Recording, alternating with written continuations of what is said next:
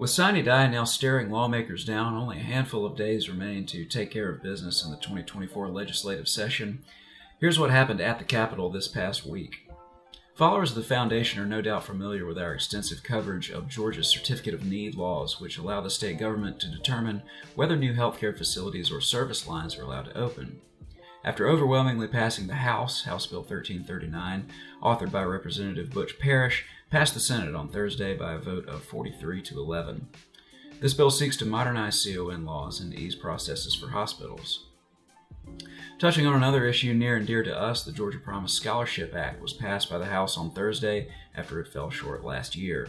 Senate Bill 233, authored by Senator Greg Dolezal, creates state-funded education scholarship accounts that families can use for private schools and other educational expenses.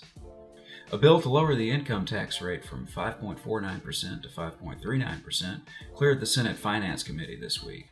House Bill 1015 is sponsored by Representative Lauren McDonald.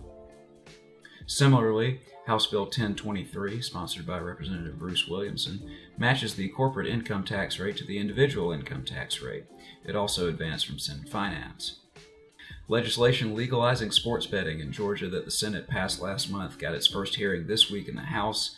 Senate Bill 386, authored by Senator Clint Dixon, would allow the Georgia Lottery Corporation to oversee sports betting, awarding licenses to 16 sports betting providers.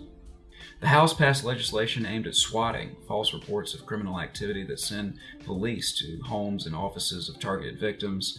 Senate Bill 421 is also sponsored by Senator Dixon. Governor Brian Kemp signed a measure allowing the new Prosecuting Attorneys Qualifications Commission to start its work. Senate Bill 332, authored by Senator Randy Robertson, allows the commission that was created last year to adopt internal guidelines and rules.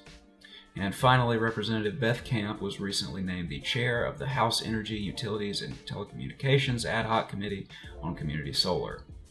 That's all for this week. For more updates from the Capitol, as well as Foundation news and publications every Friday morning, subscribe to our weekly Friday Facts newsletter.